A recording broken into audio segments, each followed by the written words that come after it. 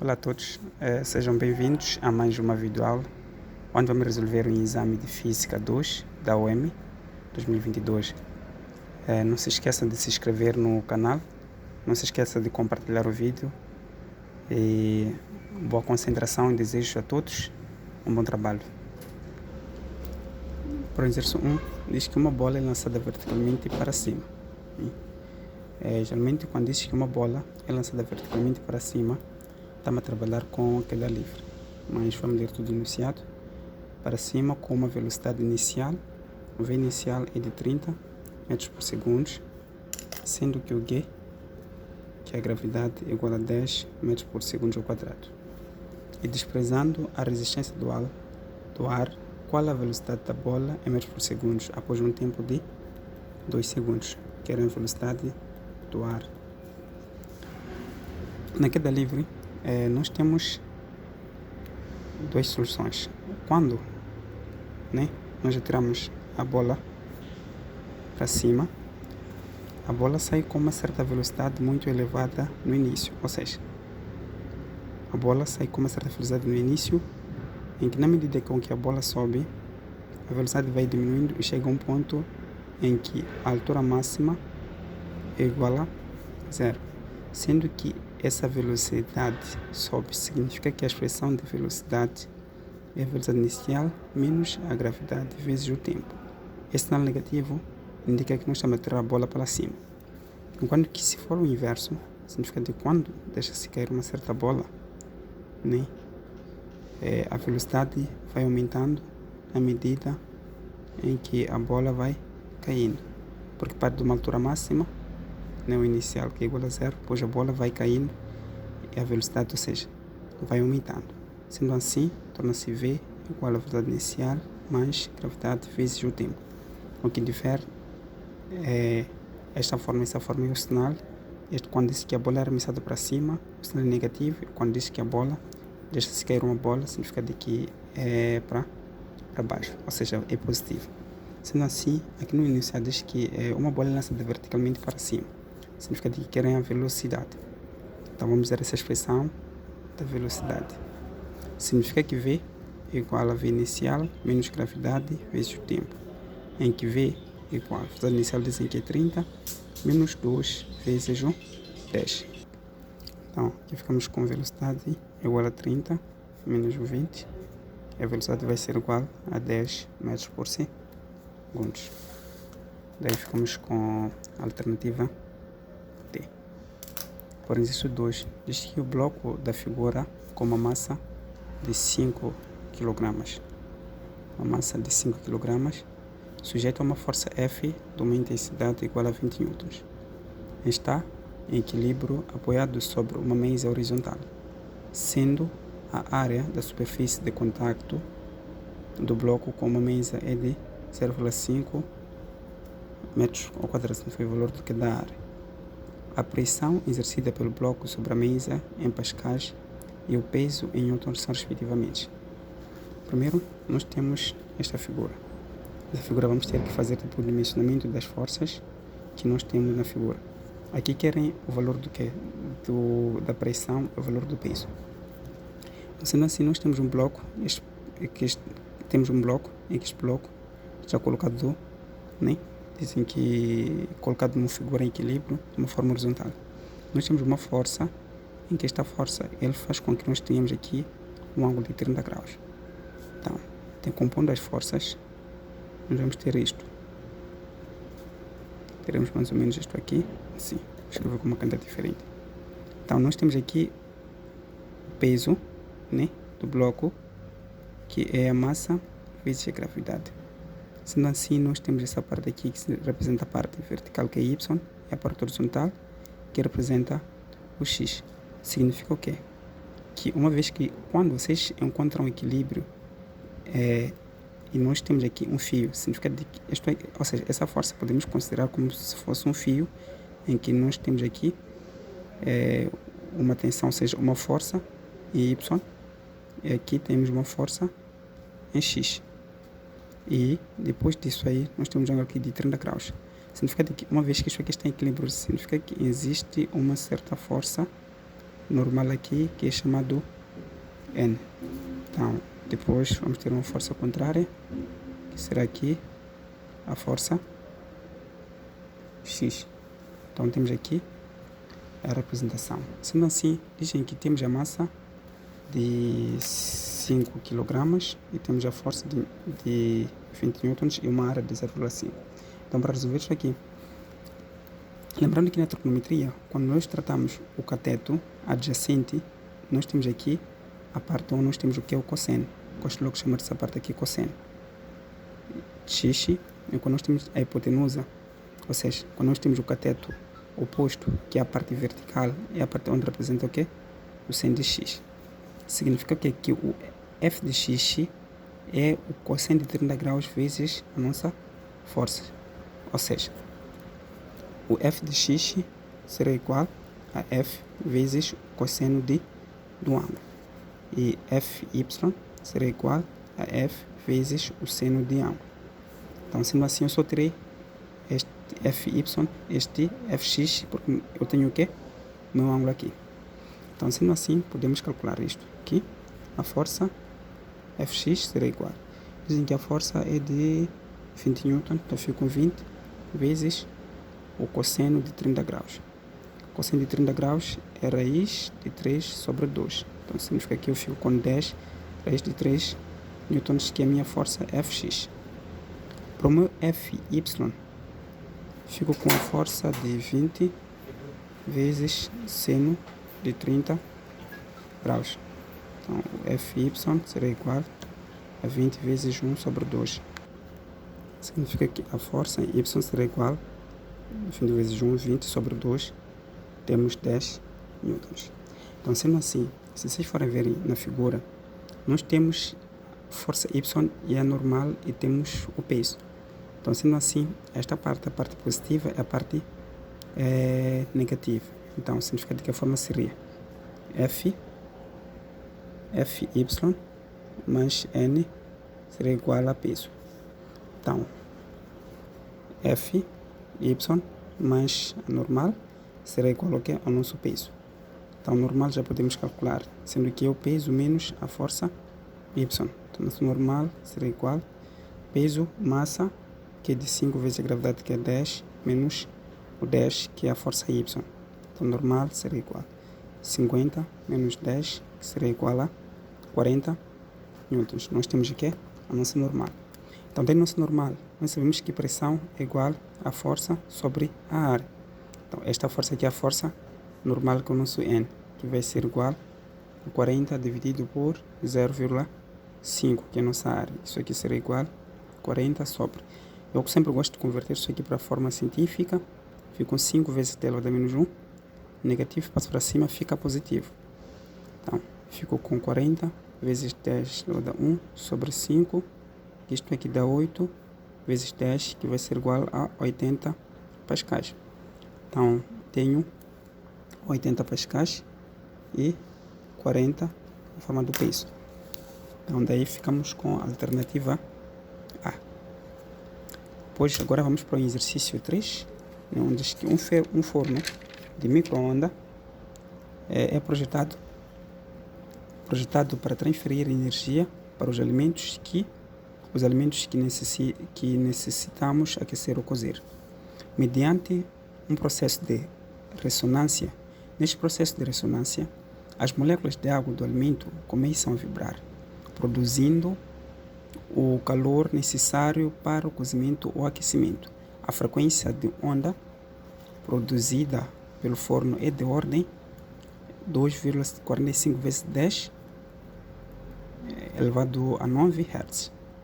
Então, que é igual à frequência própria da vibração de molécula de água. Qual é o comprimento de onda de forno? Querem um comprimento. Só o trabalho da leitura, somente querer o comprimento. Então, nós conhecemos o valor da constante da velocidade da luz, que é 3 vezes 10 elevado a 8 metros por segundo. Então, sabemos que a velocidade da luz é igual ao comprimento vezes a frequência. Então, uma vez que nós determinamos, desejamos o comprimento, a frequência está a multiplicar, passa a dividir. Então, ficamos com o comprimento igual a velocidade da luz sobre a frequência, que vai ser igual a 3 vezes 10 elevado a 8, dividido por 2,45 vezes 10 elevado a 9. Não se esqueçam de converter sempre esta parte aqui para a forma científica, é muito importante, né? Fico com 245 vezes 10 elevado a menos 2, mais 9, que fico com 3 sobre 245, vezes 10 elevado a 8, vezes 10. Aqui terei 7, né? 7, quando passo para lá fica negativo, fico com menos 7. Porque aqui é 7. Menos 2 mais 9 dá 7. Que esse 7 aqui será positivo e quando passar para o numerador fica negativo, por isso que temos isso aqui. Depois daí só vão dividir isto aqui, que vezes 10 serão 3 sobre 245, vezes 10 elevado a 1. Então, calculando isso aqui, vamos ver que vai dar o 1,2 vezes 10 elevado a menos 1 metros. Então, para o exercício 4, é bacana para vocês. Exercício 5. Qual é a relação entre o comprimento de onda máxima do Sol e da Terra, sendo que a temperatura do Sol é de 5.800 kelvins e a temperatura da Terra é de 255 kelvins. Então, querem a relação do comprimento. Então, nós sabemos que quando desenvolve-se temperatura, enquanto temos o comprimento, usamos a lei de Wiener, né? Que diz que o comprimento é igual a B sobre a temperatura. Então, podemos dizer que temos o comprimento do Sol, que é igual a B sobre a temperatura do Sol. Depois temos o comprimento da Terra, que será igual a B sobre a temperatura da Terra. Então, o B será igual ao comprimento do Sol vezes a temperatura do Sol, e o B será igual ao comprimento da Terra vezes a temperatura da Terra. Só passou aqui, passou a multiplicar porque estava a dividir. Então, daí podemos igualar estes dois. Ficamos com o comprimento do Sol vezes a temperatura do Sol, que será igual ao comprimento da Terra vezes a temperatura da Terra. Aí querem a razão entre o comprimento máximo do Sol e da Terra. Então, significa que querem um comprimento do Sol em função do comprimento da Terra. Então, a temperatura da Terra, isto está a multiplicar, passa para cá, passa a dividir, ficamos com a temperatura do Sol. Daí somente substituir por 255 dividido por 5.800. Então, aqui é só dividir, pode começar por 2 ou por 3 até chegar no valor desejado. Ao calcular, onde ver que isso aqui dá um valor de 0,044, que é a alternativa C.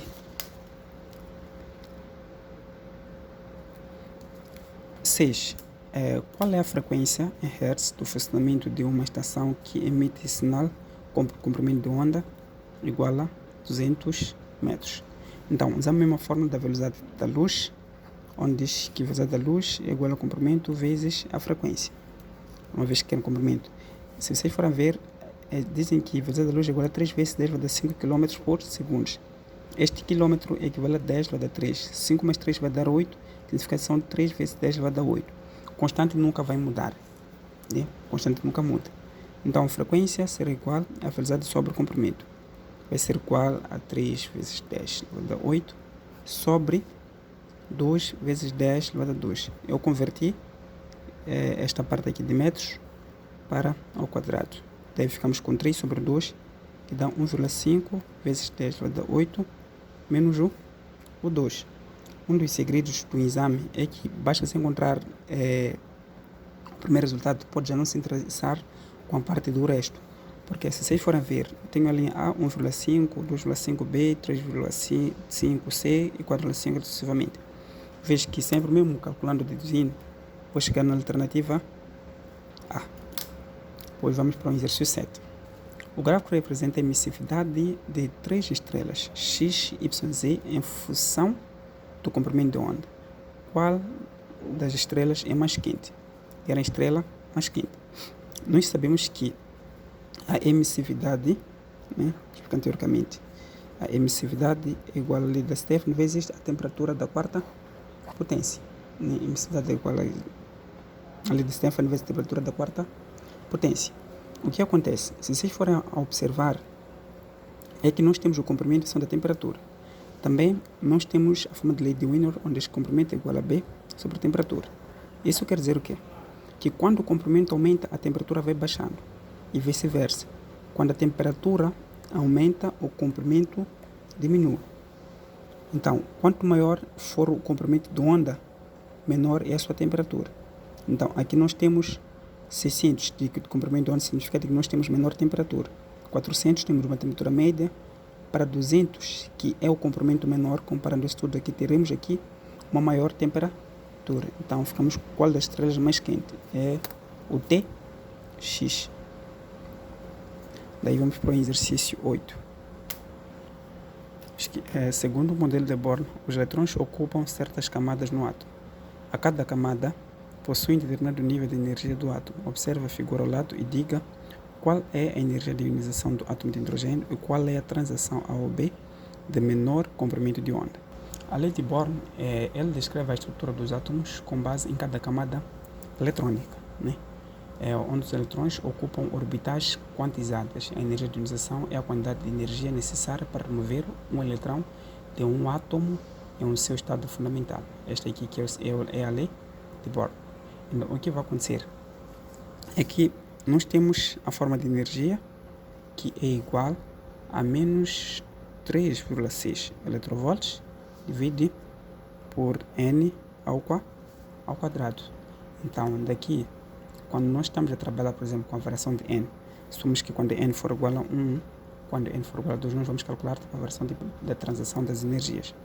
E é onde verificar que uma vez que esta energia no final é dado em módulos, nós vamos ficar com esta variação de energia, que nós teremos aqui menos 3,6 mais menos 0,05.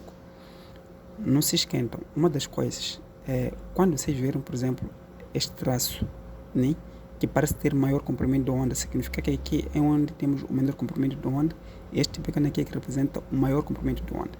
Se eu for comparar, por exemplo, com esse outro daqui, significa que este aqui seria o que possui maior comprimento de onda. Então, daí, podemos logo ir direto na alternativa A. Para o exercício 9, diz que qual dos fenômenos a seguir está na base do funcionamento de um papel solar? Ou seja, será um efeito elétrico, e sendo direto, pelo qual tipo, os painéis solares eles convertem a luz solar em eletricidade. Então, é o efeito fotoelétrico. Para o exercício 10, uma superfície metálica cuja função de trabalho é de 2 eletronvolts. Função de trabalho, 2 eletronvolts, é iluminada por fotões de energia igual a 3 eletronvolts. Então, sendo assim, quer a energia cinética máxima dos fotões emitidos por esta superfície. A forma de energia cinética máxima, quando envolve o trabalho e a energia, diz que a energia é igual a trabalho mais energia cinética máxima. Então, uma vez que queremos ter energia cinética máxima, o trabalho é positivo. Quando passa para cá, passa a ficar negativo.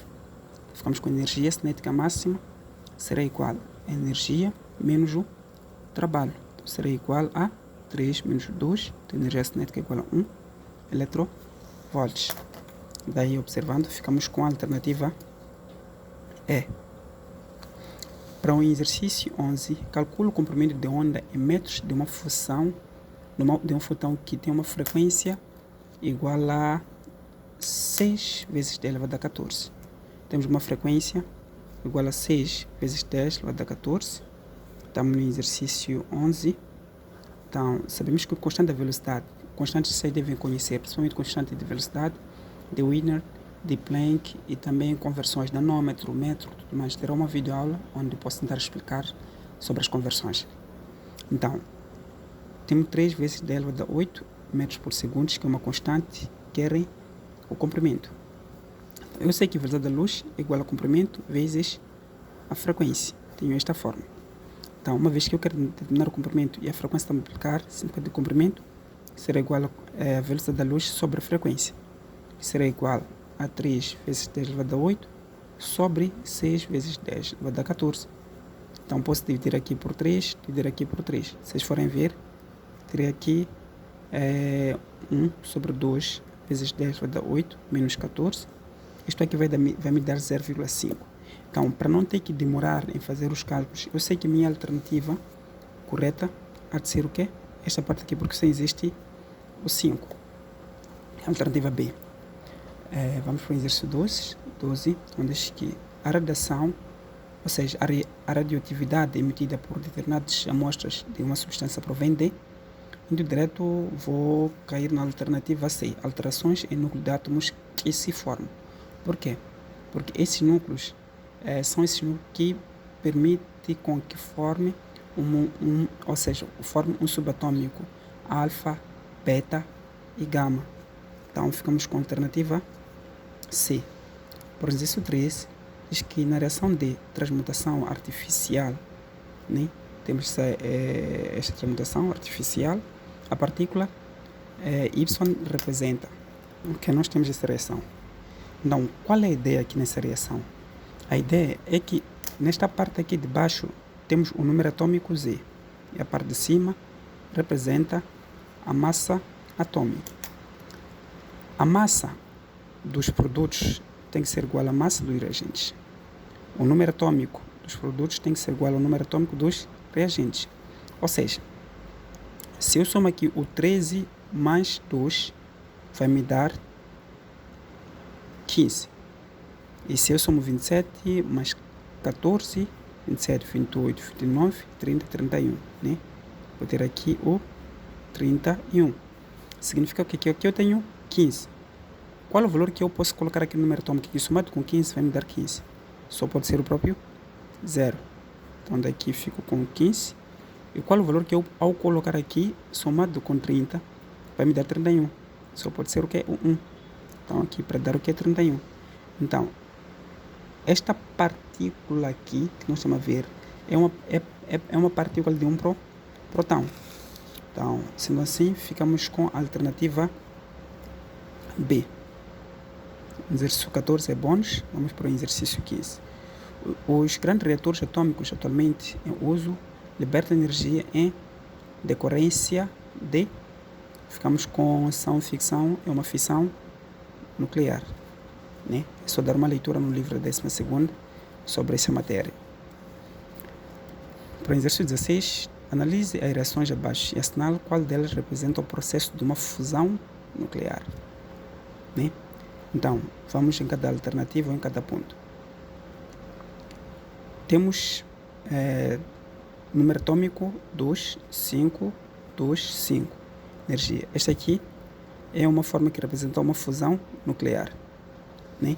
Por causa destes que formam por hidrogênio e hélio, são os que formam fusões nucleares. Por quê? Porque este aqui, quando existe urânio e outro elemento químico e número de neutrões, significa que estão a trabalhar com uma fissão nuclear. Isto aqui é a reação de uma fissão nuclear. Isto aqui é uma reação química, né? Cloreto de hidrogênio, temos o zinco. Então temos aqui uma reação química. E esta aqui existe beta, significa que é uma reação do decaimento beta. Esta aqui é uma reação de decaimento alfa. Então temos o ponto 1, que é a alternativa A. Indo para o 17, diz que para ser utilizado em reator nuclear de uma fusão, o trítio pode ser produzido em escala industrial por meio do seguinte processo. Temos este processo, que é uma possível reação nuclear de fusão, pode ser dada pela equação deutério mais trítio, que vão formar neutrão mais o Y. Nesta equação nuclear, X e Y são, respectivamente. Então, neste exercício, para não levar muito tempo, né, em termos de análise, nesse exercício uma vez que teórica, será a alternativa T.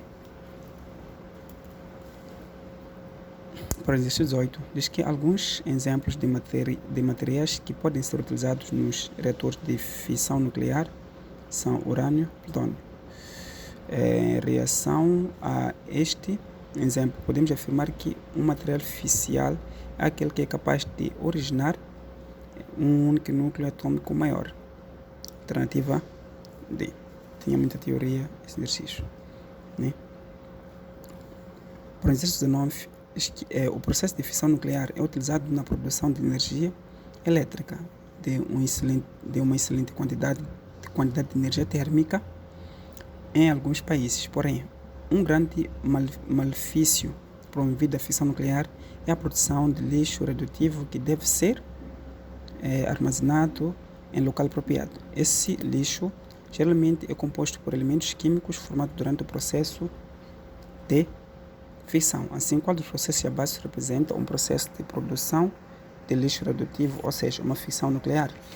Analisando nas alternativas, vamos ver no exercício 16, quando estava a explicar, viram que quando tem urânio mais outros elementos químicos é uma fissão nuclear. Podemos ver aqui, logo, podemos colocar a alternativa 19.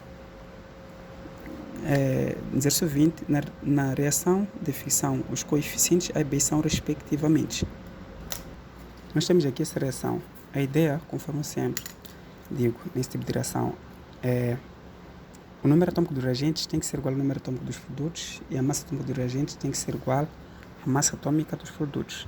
Então, nós temos os reagentes N, nós temos o A e o N. Então, se a gente for a somar esses dois, vamos ter aqui o 92.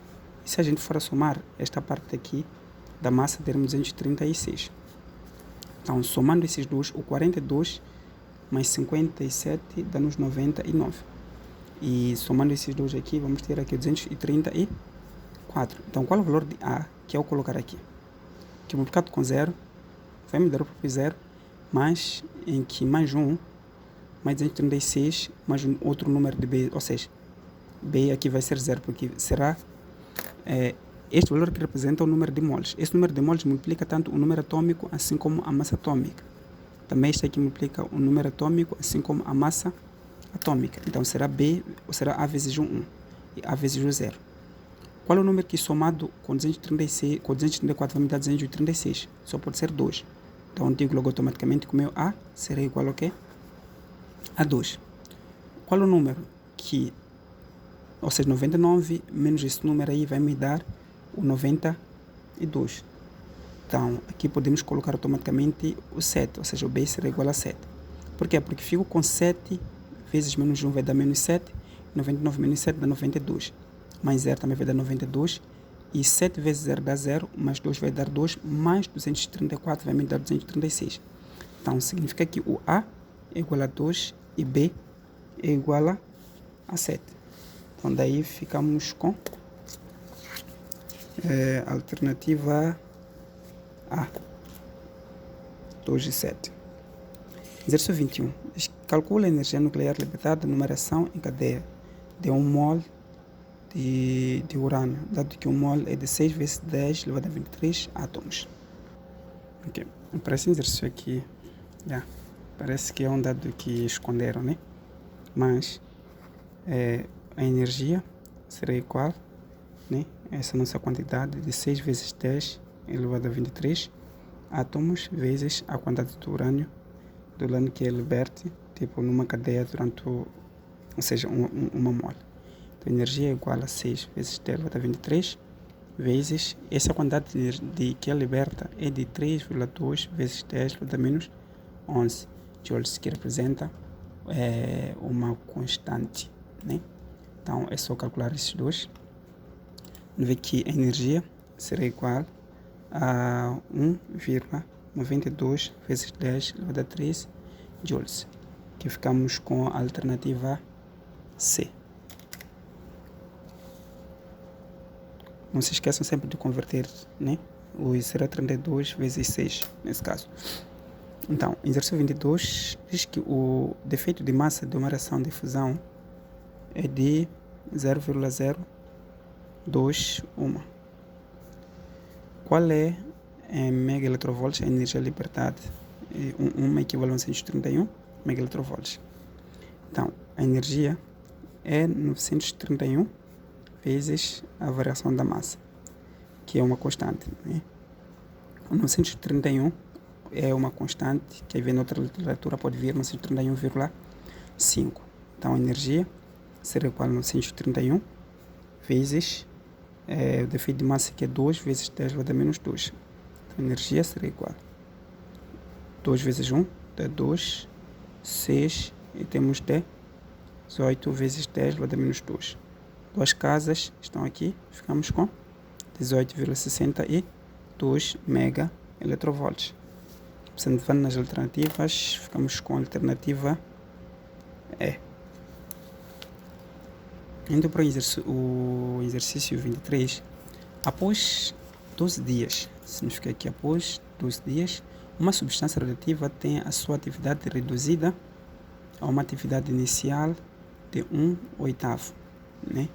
A meia-vida dessa substância será, significa que após um tempo de 12 dias, uma atividade foi reduzida à sua atividade inicial, ou seja, a atividade foi reduzida à sua atividade inicial de 1/8.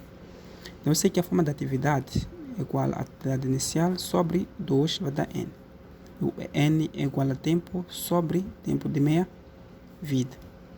Então, significa que 2n será igual a atividade inicial sobre atividade, que 2n será igual à atividade inicial sobre 8 da sua atividade inicial. Podemos simplificar esses dois, divisão, ou seja, fração de uma fração, isto aqui passa para cá, passa a multiplicar. Então ficamos com 2 elevado a n será igual a 8, 2 elevado a n será igual a 2 elevado a 3, porque 2 elevado a 3 dá o quê? Dá 8. Então aí ficamos com n será igual a 3. Então calculamos já o tempo de meia-vida, fico com n igual a tempo sobre o tempo de meia-vida, está a dividir, quando passa para cá, passa a multiplicar. Fico com o tempo de meia-vida vezes o n será igual a tempo, e tempo de meia-vida vezes o 3 será igual ao quê? São 12 dias, que é o valor do que é do tempo. Então, o tempo de meia-vida será igual a 12 sobre 3, que é igual a 4 dias. Então, observando as alternativas, ficamos com a alternativa B. Indo para o exercício 24, o césio 137 é um isótopo radioativo. Produzindo oficialmente, o gráfico a seguir indica a percentagem desse isótopo em função do tempo. Ou seja, o gráfico a seguir indica a percentagem desse isótopo em função do que é do tempo. Decorrido 80 anos de produção do isótopo, qual é a radioatividade, ou seja, qual a sua radioatividade residual? Então daqui é só vir, né? Clicar neste ponto, colocar aqui, e depois tu fazes um traço aqui, né? Este aqui é o tempo, este aqui representa tipo a percentagem da radioatividade. Se vocês forem ver, esta parte aqui é aproximadamente a 15%. Então ficamos com a alternativa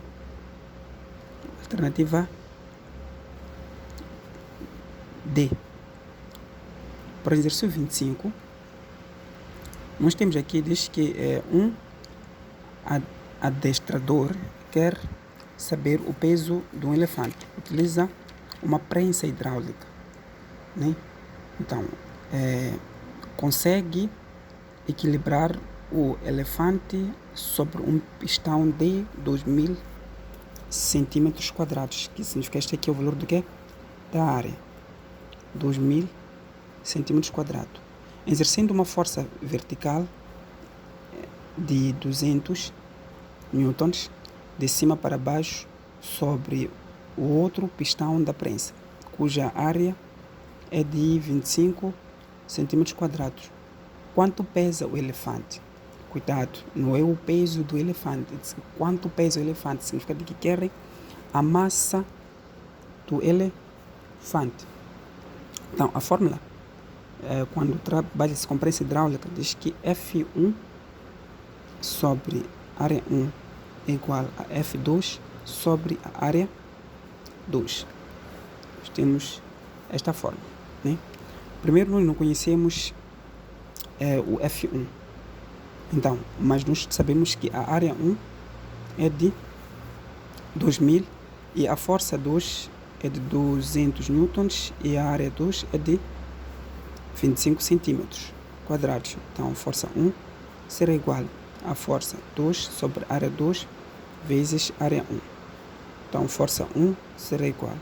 A força 2 é de 200 vezes área 1, que é de 2.000, dividido por 25. Daí que Eu posso, né, dividir isto aqui por 5, aqui, essa parte por 5, dividir aqui por 5. Estou a separar essa parte por 25. É uma estratégia.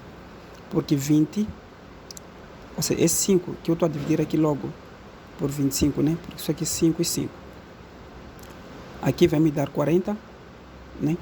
Porque 20 dividido por 5 dá 4, fico com 40 vezes 20 dividido por 5 também vai me dar, aqui ficou com 400. Né? Isso aqui vai me dar 1000 e, ou seja, dá-me 16.000 newtons. Tendo este peso, que é a força, eu sei que força é igual a massa vezes a gravidade quando trabalho com pressão hidráulica. E a gravidade é igual aproximadamente a 10 metros por segundo quadrados. Então fico com massa igual a força sobre a gravidade e a massa será igual a 16.000 dividido por 10. Simplifico, fico com massa igual a 16, ou seja, 1.600 kg, que isto aqui reduzindo, fico com 1,6 vezes 10 elevado a 4 kg. Também é só vir procurar aqui, há de ver que o que dá em massa é B e D. Então ficamos com a alternativa D. Vamos para o exercício 26. O exercício 26 diz que um corpo está submerso em um equilíbrio no interior, né? É um líquido homogêneo de uma densidade de 0,7 centímetros, ou seja, 0,7 gramas por centímetros cúbicos. Se for colocado num recipiente que contém água de densidade de 0,6 gramas por centímetros cúbicos, ele para a linha A não flutuará claramente, ficará parcialmente submerso. Ou seja, para a linha A não flutuará porque isso ocorre se a densidade, ou seja, só pode flutuar quando a densidade do corpo for maior que a densidade do líquido. Ficará parcialmente submerso. Isso ocorrerá se a densidade do corpo for igual à densidade do líquido. A linha B diz que afundará com uma velocidade constante. A velocidade de afundamento de um corpo não depende da densidade do corpo e do líquido. Então também descartamos. A linha D afundará com a velocidade variável. Da mesma forma, a velocidade de afundamento não depende da densidade, mas sim da força externa ou com a resistência do fluido. E daí, a única resposta que nos resta só podemos ficar com a alternativa E. Então, dando continuidade, vamos para o exercício 27. No exercício 27, diz que 2 manômetros A e B são colocados num tubo horizontal de secção variável por onde circula água a uma velocidade VA de 1,2 metros por segundo e VB igual a 1,5 metros por segundo. Respectivamente, o manômetro colocado em A registra uma pressão de 24 newtons por centímetros quadrados. Calcule em pascais a pressão restada pelo manômetro B, que era um PB, sabendo que a densidade da água é igual a 1 gramas por centímetros cúbicos. Então, veja que aqui nós temos a velocidade em metros por segundo e a pressão em centímetros. Então, eu prefiro homogeneizar primeiro antes de calcular. Eu sei que 1 metro equivale a 100 centímetros. Elevando isso aqui ao quadrado e elevando esta parte ao quadrado, ficamos com 1 metro quadrado é igual a, tenho 10 elevado a 2, isso daqui ao quadrado, fica 1 metro quadrado, será igual a 1 vezes 10 elevado a 4 centímetros quadrados. Então, com isso, quer dizer o quê? Que se minha pressão A é igual a 24 newtons por centímetros quadrado, posso multiplicar aqui por 10 elevado a 4 centímetros quadrado, que fica a parte de cima porque tem que se multiplicar com centímetros, e 1 metro quadrado fica no denominador. Simplifico isto, fico com pressão é A, fico com 24 vezes 10 elevado a 4 newton por metros quadrados. E densidade também 1 grama por centímetros cúbicos. Significa também posso converter esses centímetros cúbicos para metros cúbicos. Então, sendo assim, eu sei que para centímetro cúbico eu teria que levar aqui ao cubo, o cubo fica com 6, né? Então, fico com 1 centímetros cúbicos, ou seja, 10 elevado a 6 centímetros cúbicos. Fico com 1 metros cúbicos. Significa isto. Fico com 10 elevado a 6 gramas por metros cúbicos, né? E uma das coisas também aqui é gramas. Eu sei que 1 quilograma equivale a 1000 gramas. Então, automaticamente aqui só estamos a dizer que ficamos com 1000 quilogramas por metros cúbicos, que é a densidade real do que? Da água. Então, eu sei que aqui eu vou utilizar, ou seja, tenho esta pressão e esta outra pressão. A forma já daqui é a forma de princípio de continuidade, mas envolvendo Pascal. Então, eu sei que P1 mais 1 sobre 2 densidade V1 ao quadrado mais densidade gravidade altura 1 é igual a uma constante. Essa constante significa que o quê? Que podemos ter uma outra pressão 2, pressão 3, pressão 4 sucessivamente, é somente igualar as pressões. Só que uma vez que aqui nós estamos a trabalhar com pressão A e pressão B, significa que fica com PA mais 1 sobre 2 densidade VA ao quadrado mais densidade de gravidade a altura A, gravidura, uau. Então, igual a PB mais 1 sobre 2 densidade velocidade B ao quadrado mais densidade de gravidade altura B. Onde temos a altura, essa parte colocamos a zero. Ficamos com PA mais, esta parte aqui é positiva, quando você fica negativa.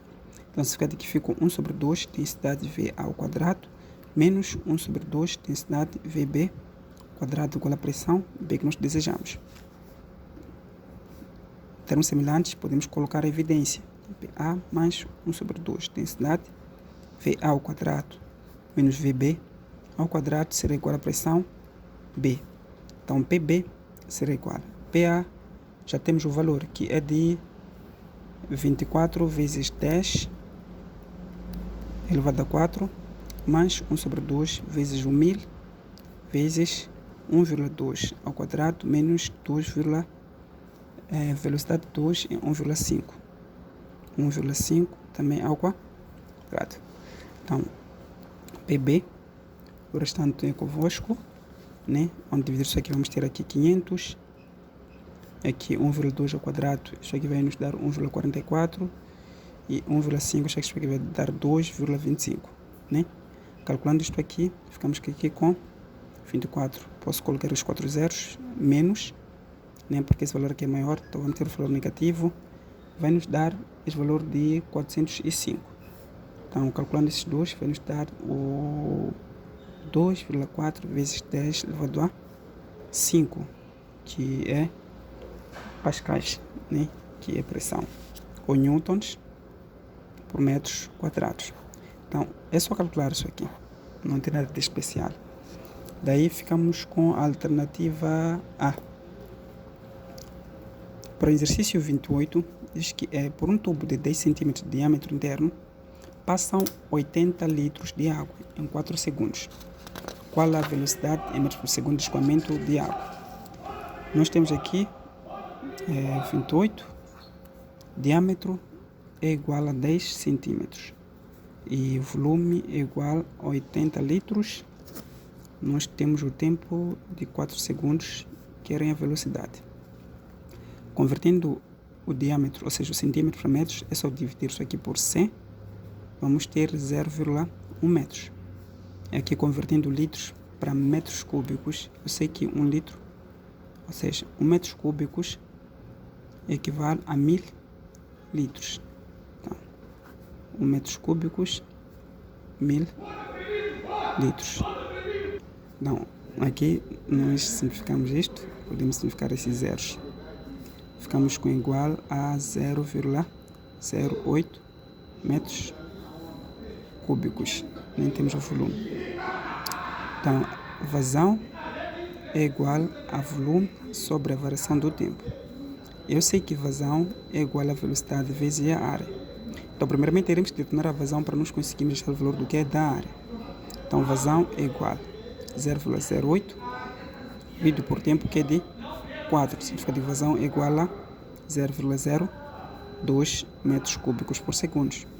Então, sei que vazão é igual a velocidade vezes a área. Então, vazão é igual a velocidade vezes π d ao quadrado sobre 4. Divide, passo para cá, passa a multiplicar. Então, velocidade vezes π vezes diâmetro ao quadrado é igual a 4 vezes a vazão. Então, a velocidade é igual a 4 vezes vazão sobre π d ao quadrado. Já temos todos os dados. Então, 4 vezes 0,02 sobre π vezes o diâmetro, que é de 0,1, que é 1 vezes 10 elevado a menos 1, né? Então, 1 vezes 10 elevado a menos 1, isso tudo aqui é o quadrado. Então, a ideia é somente tentar trabalhar. Só que vamos ter novamente 0,08 dividido por π, que o π é igual a 3,14. Não se esqueçam de converter isto aqui. Pode ser 314 vezes 10 elevado a menos 2. Depois é só fazerem a divisão. Ao calcular isto aqui, onde encontrar a alternativa E, que é 2,55. 2,55. Estamos no exercício, que é 28. Daí, para a próxima aula, vamos terminar, ou seja, mas dando continuidade, né? Vamos terminar no exercício 29.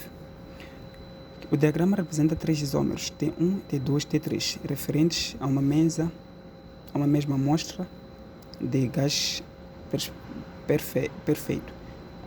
A respeito dos valores das temperaturas absolutas T1 e T2, T3, pode-se afirmar que... Eu deixo aqui para vocês ficarem a analisar o gráfico, sem se esquecer que a dica que eu ia deixar, né? Na próxima aula eu vou dar a resolução, seja a resposta correta, sem se esquecer que PV é igual a nRT, ou seja, PV sobre T é igual a uma constante. Significa que eu posso ter PV igual a T. Quanto maior for a pressão, maior será a temperatura e o volume será menor. Nós temos o gráfico aqui de pressão em função do volume. Maior pressão será maior temperatura, menor volume, sucessivamente. Então, onde a análise, na medida em que vocês vão crescer aqui, onde ver que terá um certo volume aqui. Se o volume é igual a 1, por exemplo, aqui o volume vai ser igual a 2, o volume será igual a quê? A 3.